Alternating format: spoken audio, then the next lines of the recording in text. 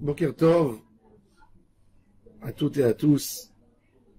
Ces paroles de Torah seront pour la guérison de Eliyahu Ben Ruth Mesodi, Daniel Tamar Atoubat Fortuné, Moshe Refrain ici Ben Kamil. Dans notre parasha de Bo, nous avons la première mitzvah ordonnée de la Torah à l'Assemblée d'Israël avant de recevoir les 10 commandements et avant d'arriver au Matan Torah. C'est la mitzvah de s'approprier, de faire un calendrier juif.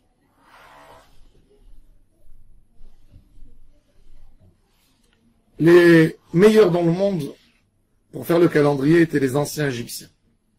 Les Égyptiens faisaient de la recherche dans tous les domaines. Et ils ont compris, les premiers, avant tout le monde, que l'année comptait 365 jours. Pendant 356 jours,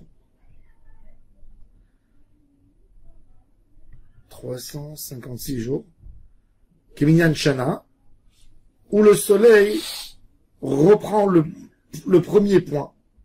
Et c'est ce qui nous fait été, hiver, printemps, automne. Et on a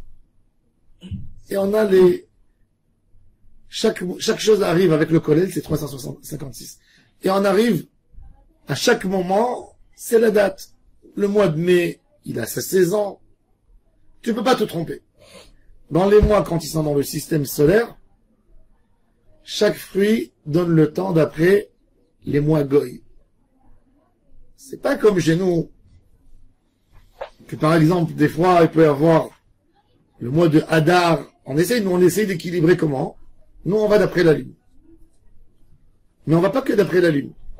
On sait que le soleil, c'est la meilleure chose à compter. Mais on a un principe de base de ne pas compter avec le soleil. Les musulmans, par exemple, eux, ils font uniquement la lune. Le problème, c'est que il y a un décalage entre l'année lunaire et l'année solaire de 11 jours. C'est pour ça que le Ramadan, chaque année, il recule 11 jours en arrière. Il a besoin de 28 ans pour revenir dans le même endroit où il était. Donc le Ramadan, il peut être, par exemple, en mois d'août, il peut être en mois de février, en mois de janvier. Chez nous, les Juifs, pour éviter ce problème, on fait un équilibre. On suit la lune et pas le soleil. Et on a besoin de faire sur 19 ans, on va faire 7 années qui va avoir un 13e mois de Hadar, un deuxième Hadar, pour revenir que Pessah, il tombe toujours au printemps. C'est-à-dire pour rapprocher la lune du soleil, on va faire une Shana Meuberet. Ça, c'est notre idée. Donc on fait le soleil et la lune. Am Israël, c'est un peuple intelligent. Et la question qui se pose, pourquoi ne pas prendre l'année solaire? Comme les Égyptiens, s'ils ont raison, viens, on se met là-dessus. On peut lui donner les noms des mois qu'on veut. Alors déjà, la Torah, elle a dit, dans le mot, c'est écrit, Achodesh Hazeh Lachem. Achodesh, le mot Chodesh, mois. Le mois, c'est pas comme en hébreu, Chodesh, c'est Mitradesh. Quelque chose qui se renouvelle. De là, on comprend, c'est obligé d'être quelque chose, un élément que tout le monde voit, mais qui se renouvelle. C'est quoi? C'est la lune. Donc de là, on apprend que Am Israël fait d'après la lune. Achodesh Hazeh. Maintenant, la Torah nous dit Lachem. C'est le Bédine aussi. Il a la possibilité pour garder tout le temps Pessah au printemps. Donc ils peuvent jouer et des fois sortir de ce système et de revenir au système solaire pour que la date elle reste toujours fixe, plus ou moins. Pourquoi Am Israël a choisi la lune? Alors,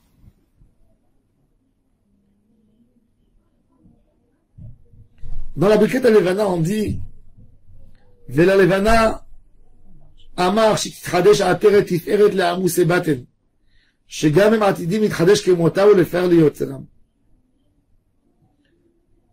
הקדוש ברוך הוא a fait la lune comme le ventre d'une femme enceinte. Elle est pleine, et elle se vide. Elle se vide, et elle se remplit. Am Israël, en étant dans la galoute, l'histoire du Am Israël, c'est l'histoire de la lune. Elle apparaît, elle apparaît, elle apparaît, elle grandit, et elle diminue. Et elle diminue tellement à un point qu'elle disparaît un jour. Et quand tu penses que Am Israël a disparu et il ne reste plus rien du tout, tout d'un coup, il y a un molad, il y a une renaissance, et elle réapparaît comme après la Shoah. Qui c'est qui pensait en 39 et 45 qu'il allait rester quelque chose du Am Israël? C'était le moment où la lune a disparu. Qui aurait cru qu'en fin de compte, après cette histoire de la Shoah, dans les moments les plus durs, on va recevoir le cadeau de toutes les générations, qu'on est là en Eretz Israël, qui a un retour après 2000 ans d'exil. Et ça, c'est la Levana. La Levana, elle raconte l'histoire du Am Israël. De ne pas avoir peur, même quand on croit qu'on est en train d'aller en voie de disparition. De là-bas, on va sortir Am Israël Chai. D'avoir cette émouna profonde, que cette lumière du Am Israël ne peut jamais s'éteindre. Kadosh Baruch Hu a dit à Moshe Rabbeinu, dire aux Juifs, vous êtes en Égypte, et vous croyez que vous allez être tout le temps chez eux. Eh ben voilà, moi je vais vous donner maintenant, ça dépend de votre espoir à vous. Vous allez commencer à changer votre compte. Les Juifs qui étaient en Égypte, ils parlaient de janvier, février, mars, avril, mai, parlaient pas de notre compte. Vous allez compter autrement. Vous allez compter selon la lune. Selon la lune, c'est Am Israël. On dit dans la brachat et la Havana, Sasim semechnim la'asot ratzon konehem. Am Israël, il se réjouit toujours pour faire la volonté d'Hashem Yitbarach, même quand on est dans l'obscurité, même quand on se diminue. Achodesh hazeh lachem. Ce mois, il est merveilleux. Le Chodesh, la lune, elle est merveilleuse pour Am Israël, parce que Am Israël n'abandonne pas Hachem, même quand il n'éclaire pas l'égoïme. Si Hachem n'est pas un soleil pour eux, s'il n'éclaire pas tous les jours, eh ben, ils abandonnent. Pour eux, il leur faut qu'ils voient tous les jours des miracles pour servir leur Créateur. Sinon, pour eux, il a échoué. Il a raté. C'est plus pour eux. Ça les intéresse pas. Ça les arrange pas.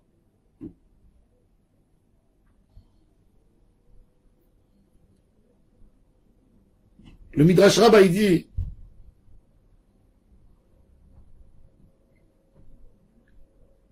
que Am Israël, il prend la lune comme symbole. Les goïms, ils prennent le soleil comme symbole. Alors nous, évident que le soleil, il est plus fort que la lune. Sauf qu'il y a une chose qu'il y a dans la lune qu'il n'y a pas dans le soleil. C'est que la lune existe aussi le jour. Quand il y a un jour de brouillard, tu vois la lune. Tu peux la voir à 10 heures du matin des fois. En France, tu peux la voir à 10 heures du matin. Tandis que le soleil, tu le verras jamais au milieu de la nuit. La lune est petite, mais elle existe. Eh bien, Kadosh Baruch Hu dit à Am Israël, vous existez le jour et la nuit. Tout le temps, vous êtes là. Et ça, c'est la force du Am Israël. Am Israël ne regarde pas que les merveilles. Am Israël,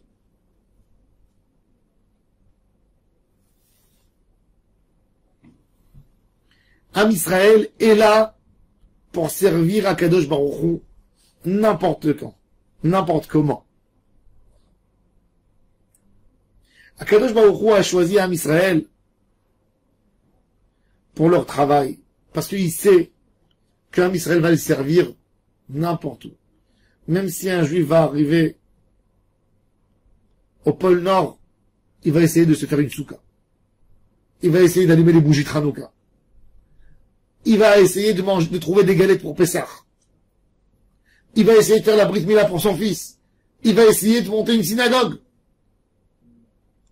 Le juif, où il va dans le monde, dans n'importe quelle condition, ils essayent toujours de pratiquer leur vie juive. Tandis que les goïms, il leur faut des conditions pour mettre en pratique leur religion. Chez le juif, ils ne dépendent de rien du tout. Et ça, c'est le symbole de la Levana pour Am Israël. L'idée, c'est pas le plus fort et le plus beau et le plus grand. L'idée, c'est qui va résister en finale. Des fois, vous avez des gens qui sont très forts et très grands, ils montent sur l'estrade. Et ils font une exposition de leur force. Et à un moment, ils prennent un coup, ils se cassent la figure. Et vous avez ceux qui sont pas musclés, ceux qui sont faibles, et qui font attention à eux. Et doucement, doucement, ils résistent en fin de compte. Et ça, c'est la force du Am Israël. Am Israël est sur l'estrade 3300 ans de son existence. Il est toujours là. Il y a eu des peuples qui sont montés comme des météores. Les Perses, les Romains, les Grecs, les Assyriens, les nazis, les Américains. Comme des météores, ils montent sur l'estrade de l'histoire, 100 ans, 150. 200 ans, ils sont au top, et après, une chute libre. Il n'y a plus rien qui reste. Et Am Israël est toujours là. Am Israël Chai. Am Israël, c'est le Am HaNetzach. Pourquoi? Parce qu'ils ne cherchent pas les merveilles. Tous les peuples du monde, dans leur culture, c'est de chercher à dominer les autres. C'est de chercher à être comme un soleil, à gouverner le monde. Et tous les peuples sont mis là. Et Aristote a dit une fois une phrase très puissante. Aristote a dit, ta source de ta force, c'est ta source de ta faiblesse. Parce que quand quelqu'un il devient trop grand, il peut plus après alimenter tout le monde. Donc, il meurt, il tombe, il se casse la figure. Mais si ton but, c'est de résister, tu cherches pas à être plus fort que les autres, c'est là où tu restes tout le temps. Et ça, c'est le Am Israël. On n'a jamais fait des guerres. On n'a jamais fait des guerres de djihad. On n'a pas essayé de convertir des populations. On n'a pas essayé de dominer. On était 2000 ans, on a baissé la tête dans les exils. Si on aurait voulu être un peuple qui fait de la conquête, en fin de compte, le peuple, il s'écrase. Lisez l'histoire de tous les peuples. Et le monde n'a pas encore compris que le chemin de Am Israël, c'est le vrai. Tout homme qui est intelligent, tout politicien, tout homme qui s'intéresse à l'histoire, devrait lire l'histoire des peuples du monde. Quand tu vois les peuples, comment ils n'ont pas appris. Ils pensaient toujours que s'ils vont s'approprier une force, ils vont gérer le monde. Eh ben, il s'avère que non. Le Portugal, l'Espagne, 1492, ils ont expulsé les Juifs. Ils voulaient avoir un pays propre. Alors on nous demande de faire une tefila pour Madame Palermo Arous, Colette Eloé, fille de Jninet Arous, Eloa Eliaou Arous. Oui. Alors Bezrat Hashem Sheela Refoua Shelema Min Hashamayim. Amen Ken Yehi Ratzon. Le bonheur pour son fils, notre cher Hervé Pascal et tout son entourage. Amen Ken Yehi Ratzon. Alors, chez Bezrat Hashem, qu'on apprenne nous tous que dans la vie, on n'a pas besoin d'être assoiffé et impressionné par les grandes choses. Il faut faire ce qu'il faut faire. Il faut pas faire ce qui nous fait grand, forcément. La grandeur, c'est la destruction. Comme il dit le Zohar Kadosh, celui qui croit qu'il est grand, il est tout petit. Et celui qui est tout petit, c'est le plus grand. La plus grande puissance du monde, c'est quoi la plus grande puissance du monde? C'est l'atome. L'atome, c'est la chose la plus puissante du monde. C'est l'arme la plus forte du monde. C'est l'atome, c'est le nucléaire. C'est quoi le nucléaire? C'est un atome. Il est même pas défini en dimension. Il est tout petit, tout petit. Et quand tu vas essayer de prendre cette chose qui est tellement petit, et tu vas essayer de l'ouvrir et de le séparer, c'est ce qui va faire l'effet de la bombe atomique. Le Zohar Kadosh, il dit il y a 2000 ans. Le plus petit, c'est le plus fort. Le plus petit, c'est le plus fort de tous. Et ça, c'est la force du Am Israël. Akadosh Baruch Hu, il amène sa grandeur dans les petites choses. Parce que dans les plus petites choses, tu vois les plus la grandeur d'Akadosh Baruch Hu. de comprendre qu'un microbe qui est tout petit, il a une vie. Il a un père, il a une mère, il a des enfants, il a une caractéristique. Ça, tu vois que c'est Hachem Yitbarach. C'est là que tu vois la dimension d'Hachem. Et c'est ce qu'on fait nous. Nous, on n'a pas choisi les grandeurs. On n'a pas voulu être collé au soleil qui est le plus grand. On a dit on prend la lune. Celui qu'on le voit même pas, qui ne parle pas, qu'elle prend sa lumière du soleil. Mais en fin de compte, c'est elle qui résiste. Ça, c'est le secret du Ham Israël. Alors, on a tellement à apprendre. Quelque part, l'idée du calendrier, c'est le comportement de tous les jours. Quand Kadosh Baruch Hu, il nous dit, en première mitzvah de la Torah, choisissez un calendrier. Suivez la lune et pas le soleil. C'est un ordre d'Hachem d'être humble dans notre vie. De ne pas chercher les choses flagrantes. De ne pas chercher les grandes merveilles. De faire le nécessaire. De faire ce qu'il faut faire en discrétion. Et ça, c'est le secret de notre résistance. Ma'or Adonai La'olam. Amen.